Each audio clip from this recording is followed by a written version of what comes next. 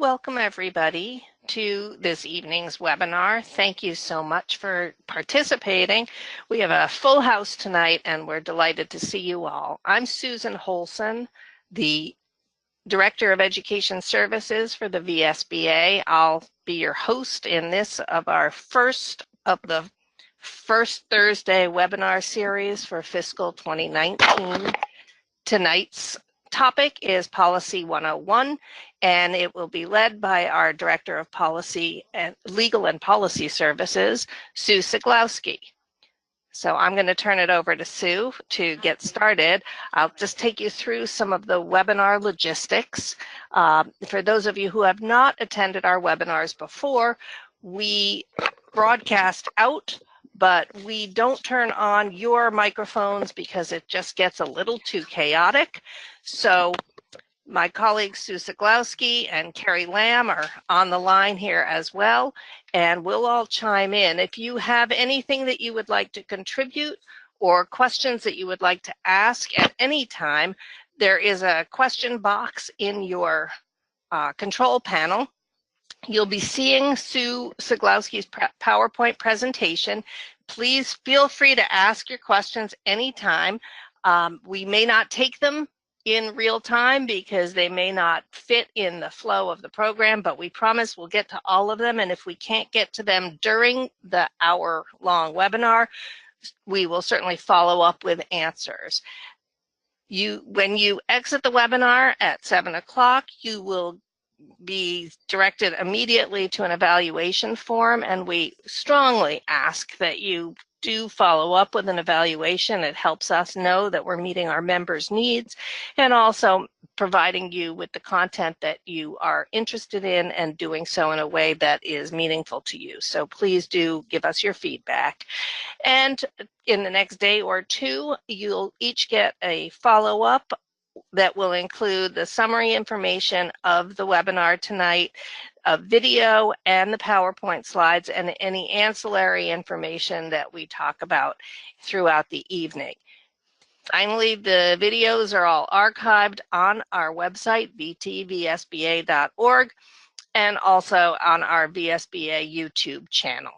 So with all of that, I'll turn it over to Sue Siglowski, and I'll pipe in from time to time. Thank you, Susan. The webinar is going to be presented in segments with the opportunity to ask questions after each segment.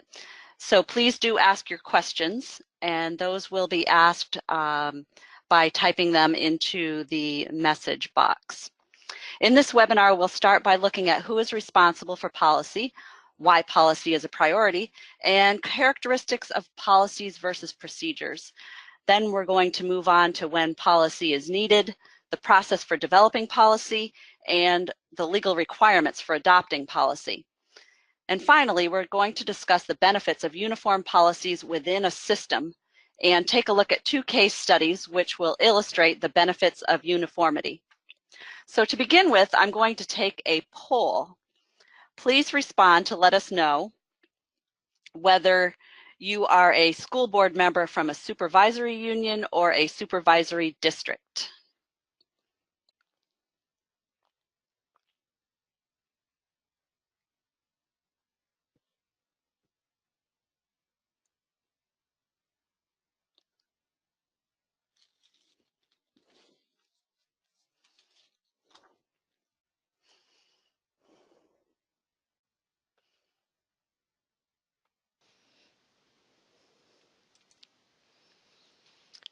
Okay, hi, this is Carrie. 88% of you have voted. We're just waiting for a few more people to finish their voting so that we can close the poll. We're up to 96%.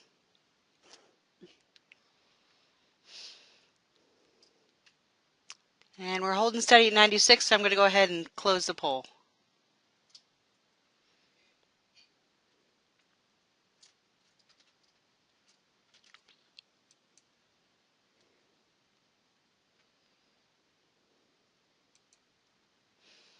And here's your results.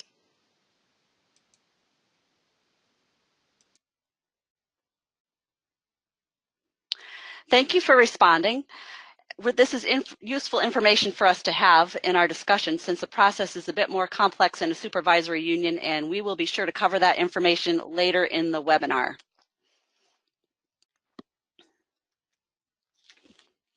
First, let's talk about who is responsible for policy.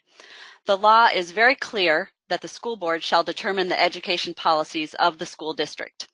Policy development is the first of 32 duties and authorities assigned by law to school boards in 16 VSA Section 563. Under 563, a school board may also approve or disapprove rules and regulations proposed by the principal or superintendent for the conduct and management of public schools in the district. This brings us to the next question. What is policy? Board policy describes what should be done, not how it should be done. Procedures, which are designed and carried out by administrators, describe how things will be done.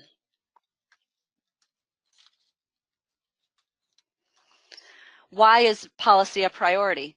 Policy development should be a priority for school board members. Policies provide direction to the board and administrators and ensure they are performing their respective policy and management roles. They allow the board to articulate school district goals and establish long-term continuity. Policies describe the board's expectations and provide a means for it to delegate the responsibility for meeting those expectations. Finally, policies are an essential component of a risk management program. They ensure compliance with federal and state requirements when failure to comply could expose a district to liability. Procedures implement policies. Procedures provide details on how things will be done and are developed by the administration. School boards do not go through a formal adoption process with procedures. They should leave development of procedures to the administration. Boards do have the ability to approve or disapprove procedures proposed for the conduct and management of public schools in the district. And an example of a procedure that may rise to the level of board review is the prevention of harassment, hazing, and bullying procedure.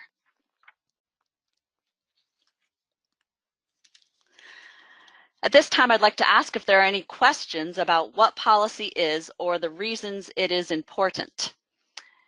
And while you're thinking, oh, excuse me, I'm sorry. While you're thinking about that, a participant asked the following question.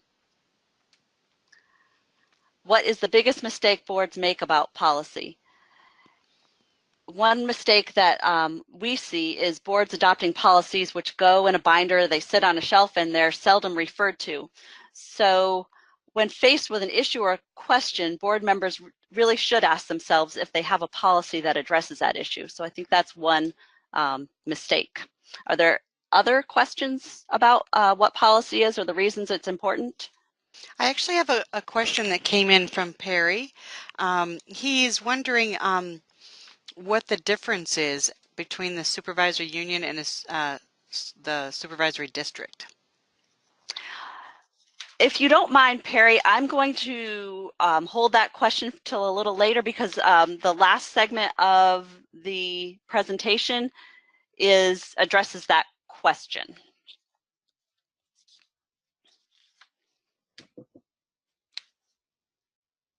Are there any other questions before we move on? I think that was the last one that was written in. Okay, thank you, Carrie.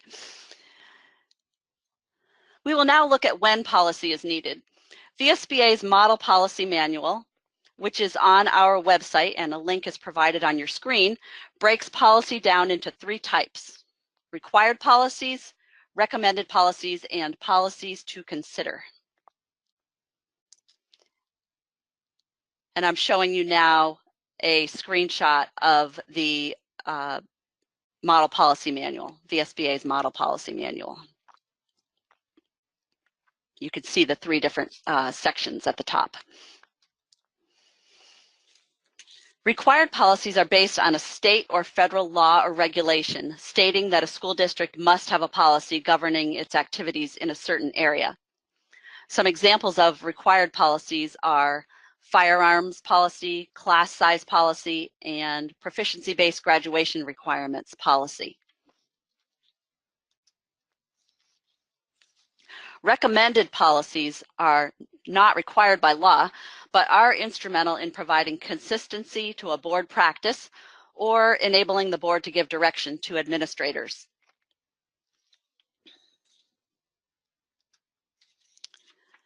Recommended policy should state the board's objective, who is responsible for achieving it, and how the board will determine if the objective is met. And there are some examples of recommended policies listed on your screen.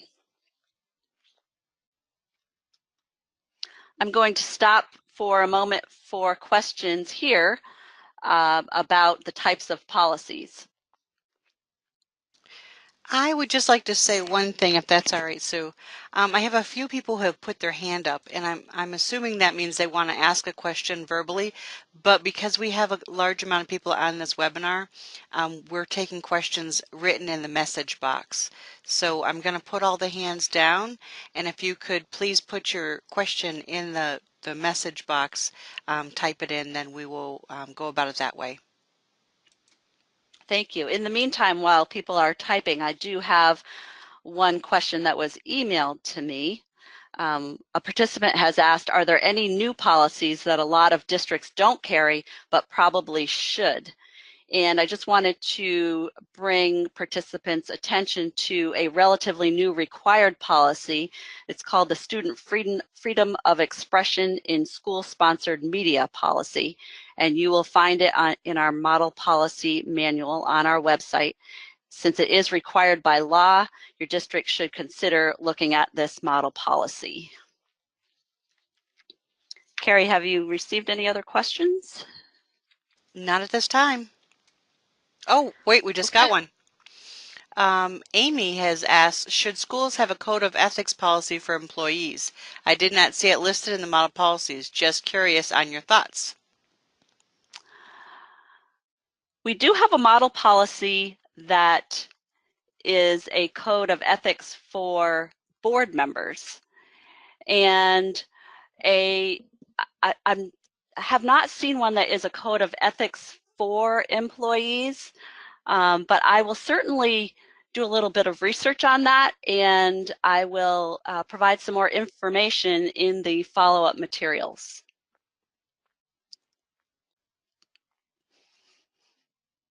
Do we have any other questions? We do. Julie asked, consistency to boards through recommended policies. Do you mean, and that's where it stops. Do you mean across district union or across state?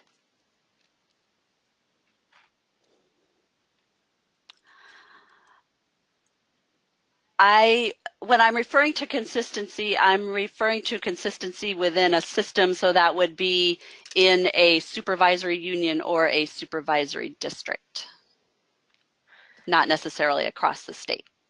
Sue, this is Susan chiming in again. Just to follow up on that, the required policies, though, do need to be consistent across the state, don't they? They're required of each district to include in their policy manuals? Yes, the required policies should be consistent. There may be slight variations in them based on if a district has had their attorney review it and maybe they have recommended a word change, but most of them are very similar. Okay, I have one more question. Merity wants to know what can a board member do when a policy, specifically dress code, is being enforced against students but not with staff? I'm going to ask to follow up with that one as well in the follow-up materials. Are there any other questions?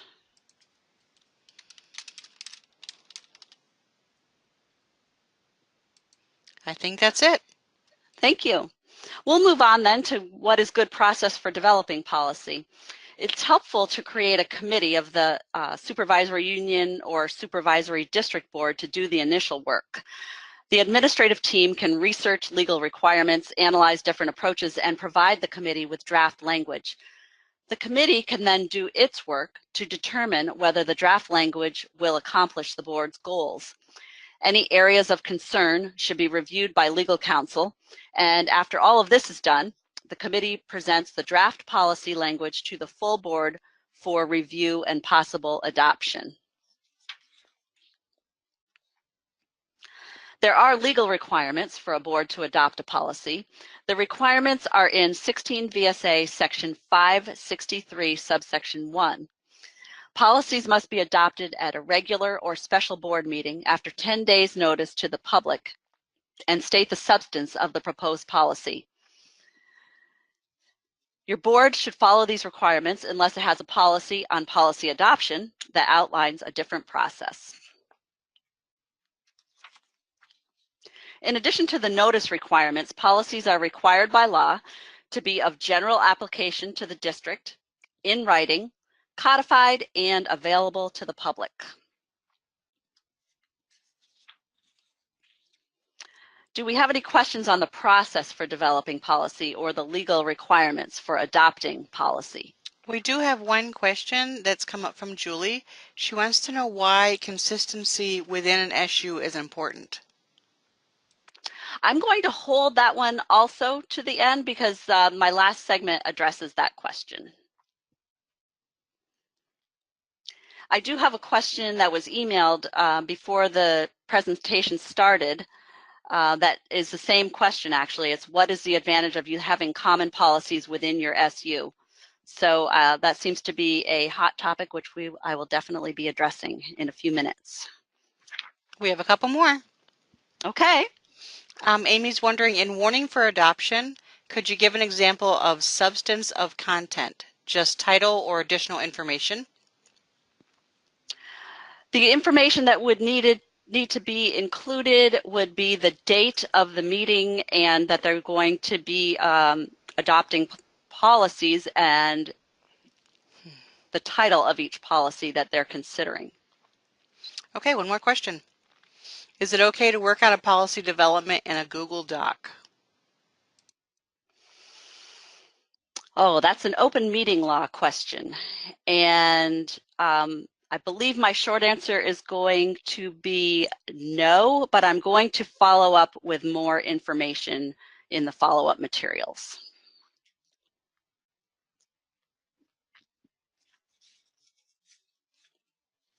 Any other questions before we move on? That's all we have right now. Okay, thank you. So now we're getting into the area that people have a lot of questions about. If you serve on a supervisory union board, this slide is for you. The supervisory union boards are required by law to adopt certain policies. An example is the requirement under 16 VSA section 261A, subsection 12, that the SU board shall adopt supervisory union-wide truancy policies consistent with the model protocols developed by the Secretary of Education.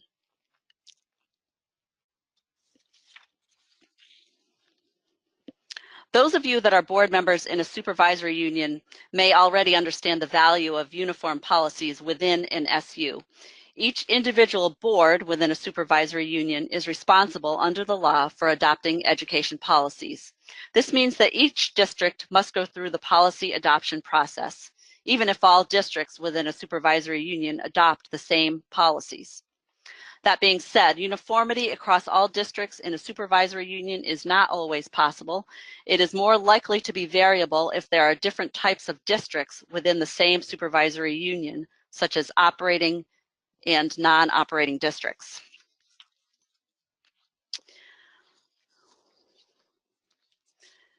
Uniform SU policies have the following benefits, and we should strive as much as possible to have them uniform to achieve these benefits.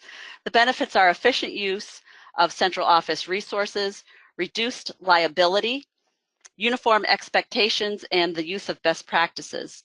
Uniform policies can also help build teamwork and partnerships throughout the supervisory union.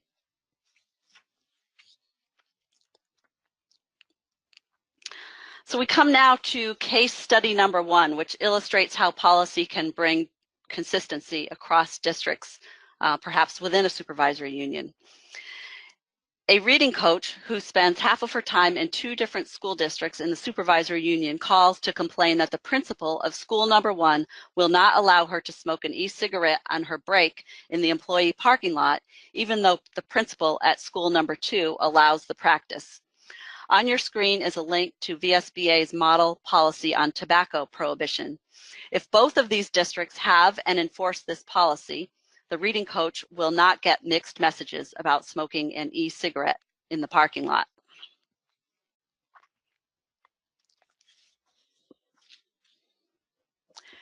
Case study number 2 illustrates how policy can assist boards in running their meetings in a consistent manner. In this case study, a school board chair does not have any guidance on how to handle public comment. He or she handles it differently based on the topic at hand or the members of the public who are present. A large crowd shows up at a board meeting expecting to be able to weigh in on a controversial issue throughout the evening. A public participation policy can help the chair handle the large crowd and all types of public comment by providing reasonable rules of participation. By using this policy, the chair can conduct the meeting in an orderly and timely fashion. And we have a link there to the model public participation policy.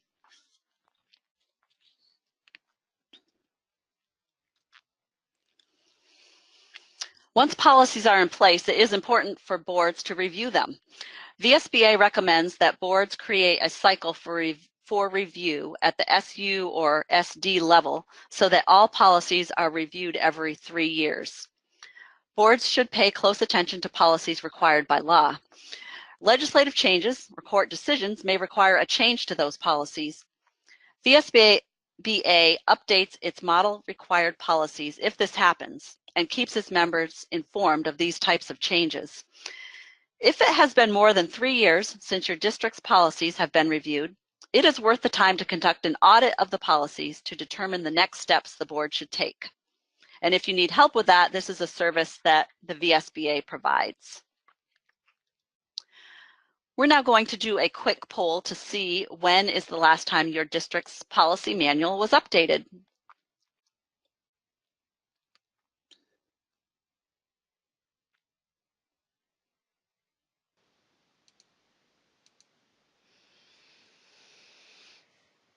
Okay, 52% of you have voted.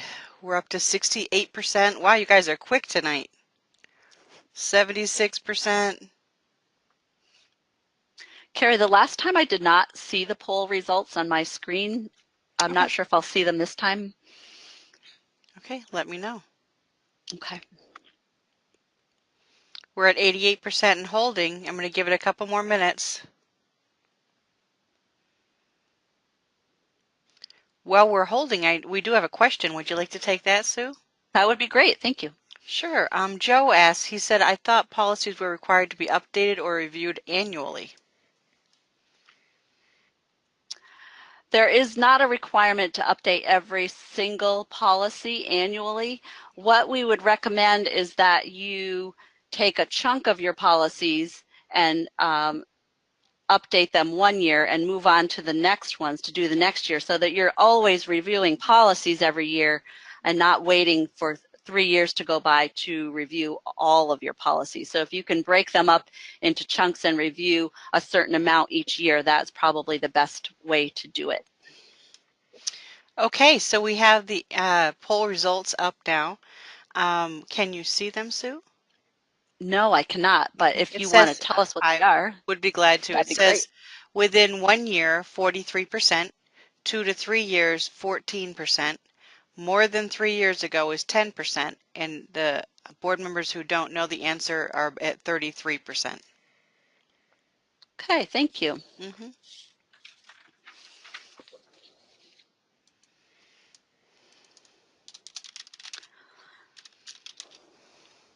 Our next slide shows the process VA's model policies go through before they are posted to our website. Our model policies are drafted by in-house counsel and reviewed by attorneys for the Vermont School Boards Insurance Trust for risk management purposes. Additionally, they are reviewed by other entities such as the Agency of Education and the Vermont Association of School Business Managers, depending on the content. VSBA model policies are reviewed every 2 years. Required policies that we have on our website were reviewed in the past 18 months, and we will be reviewing the recommended policies and policies to consider in the next 6 months, along with a few of the required policies. And I'm going to give you a forecast that we anticipate that there may be updates to the following model policies: alcohol and drug-free workplace, public participation at board meetings, student conduct and discipline, student self-expression and distribution of literature, student assessment, educational support system, and Title I parental involvement.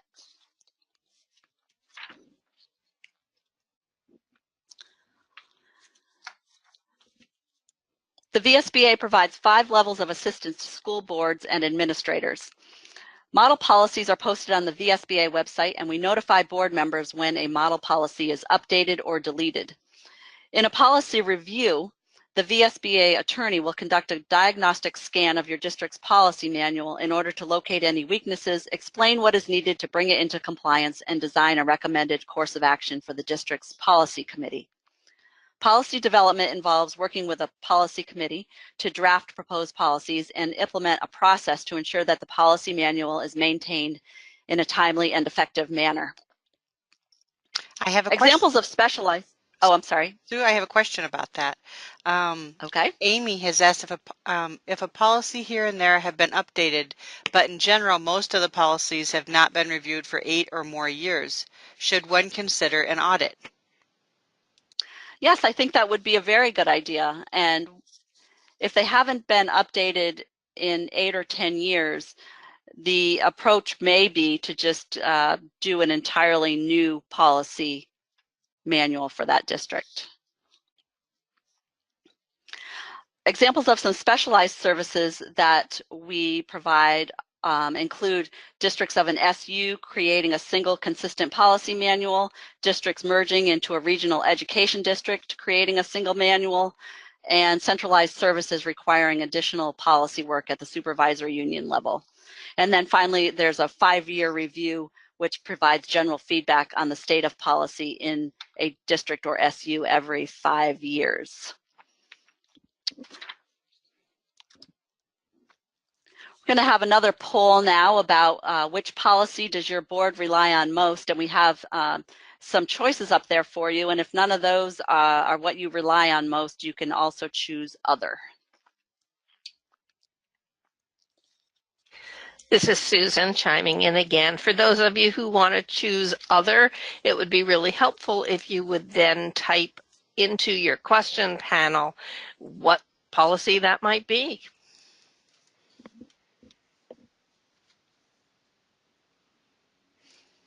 All right, 33% of you have voted.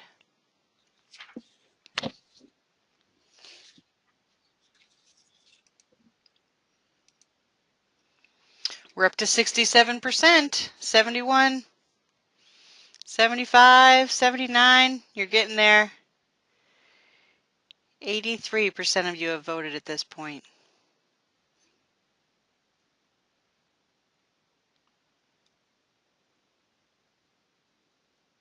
I am seeing some of the results for the other student discipline policies.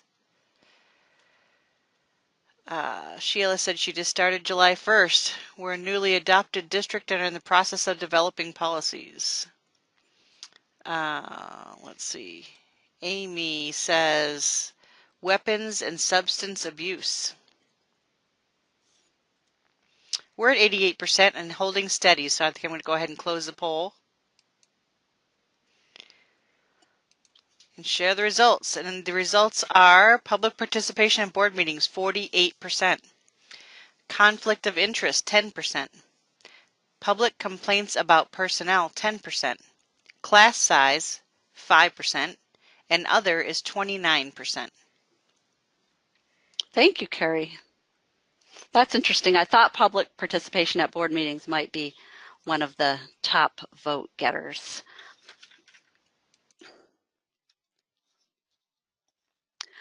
I'm going to open it up now for any questions you have on reviewing policy or the policies offered by VSBA, and also any other questions you have. I want to make sure that I answered the questions about policy uniformity in an SU to everyone's satisfaction.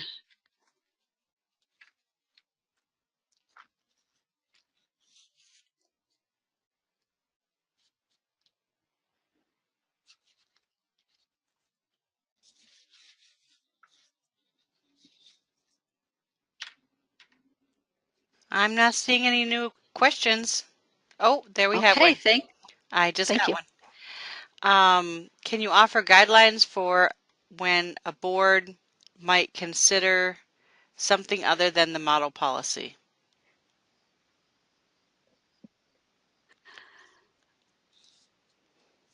I think the best advice I could give about that is that our model policies are just models, and they are able to be adapted to your board's particular situation. So if you're going to make a whole lot of changes to them, my recommendation would be that you make sure that you run your draft by your legal counsel just to make sure that it looks okay to them.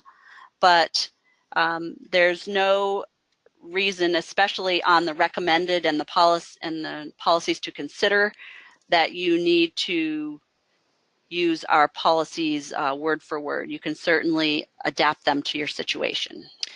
I have a request from Merity. She said, please say the topics that are updates anticipated. List again. Oh, okay. Just a moment. I will go back to that. Sue, this is Susan. I was thinking that you could perhaps include that list in the packet that goes out following the webinar. That's a great idea. I think it's probably relevant for a lot of people. Sure. Yes, and then they'll have it in the presentation as well. They'll have their video and the presentation as well.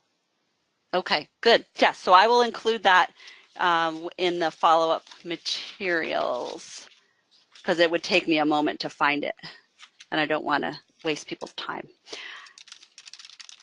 Any other questions? I have a question, but I'm not sure that I understand it. It says, can you give some examples of when this was done well and appropriately? But I don't know what they're referring to. So Sheila, I did send you a note back. Oh, going beyond the model policy. When is an example of when going beyond the model policy is done well and appropriately? What I think I'll do with that question, Sheila, is try to, in the follow-up materials, show you a model policy and then follow it up with a policy from a district in Vermont that has taken the model policy and modified it. I'll try to find an example of that for you and put it in the materials.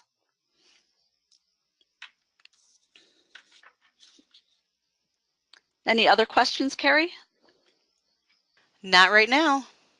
Okay, thank you. Oh, just when I said that, two more popped up. Oh, great, thank you. What about policies that were from the old districts of the current UUSD that we used for specific locations?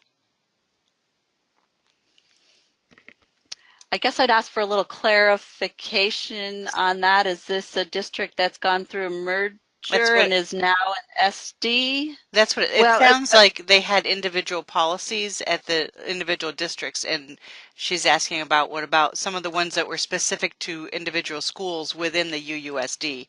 So do they still need to keep those that are individual to schools? They certainly can still keep those. Some policies are very particular to specific schools, and there's no reason that they can't keep those. Okay, I have another question. Can you share a bit about the freedom of expression policy? Sure. Just a moment, I'm going to pull that one up on my She said, meaning, why is that required? Curious as to where that came from. The student freedom of expression policy you will find on our website, and it's under the required policies. It is required by 16 VSA section 1623, and the policy can give you just a little bit about the content of it. It has the policy statement is the first part of it. It says freedom of expression is a fundamental principle in a democratic society that provides all citizens, including students, with the right to engage in a robust discussion of ideas. It is the policy of the blank school district or supervisory union to ensure that students enjoy free speech and free press protections related to school-sponsored media, and to encourage students to become educated, informed, and responsible members of society. And then the policy goes on to have 4 definitions involving media advisor, school-sponsored media, student journalist, and student supervisor, and then it has an implementation section. But the basis for the policy, as I said earlier, is a law that was enacted not this past legislative session, but the one before that, and it is included in 16 VSA section 1623. I have another question. Go ahead. Julie wants to know, how can or should policies be used to pursue mission of a district? For example, if a district is interested in environmental education as a priority, how can policies be used to help achieve that goal? Policies, that's one of the best ways that policies can be used is to achieve a district vision or mission. And what I'd like to do is include in the follow-up materials some policies. Hopefully I can find some that have to do with the topic that you're referring to, environmental education. I've seen policies that have to do with the maintenance of the school and the products that are used in cleaning and those type of things. But I think what Julie is talking about may be more along the lines of what and how the students will be taught about environmental issues. So I will follow up with that as well.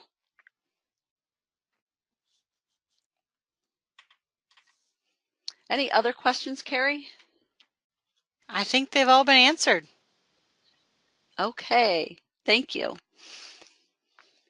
At this point, I would like to thank all of you for attending the Policy 101 webinar. And I'd like to thank you for all your questions. I'm excited to follow up on all of those. We're going to also end with a question on the next slide. But if you have questions that arise after the webinar, please feel free to contact me. My contact information is here on this slide. And the last question that we're going to ask you is not going to be a poll. It's going to be something that we are going to ask you to answer in the question box. But we would like to know from you if you have identified anything that you think is missing from the VSBA policy manual and that you would like to see in there. So if you have an answer to that question, please answer it in the question box, and we very much appreciate your feedback. Thank you. This is Susan Holson again. I just want to thank Sue for her involvement tonight, and thank you again, all of you, for attending. This was one of the biggest turnouts we've had for a webinar in a while. I'm very hopeful and optimistic that by having them conducted on a regular schedule, we will see more of you more often. Thank you again for giving us an hour of your time. Have a good evening.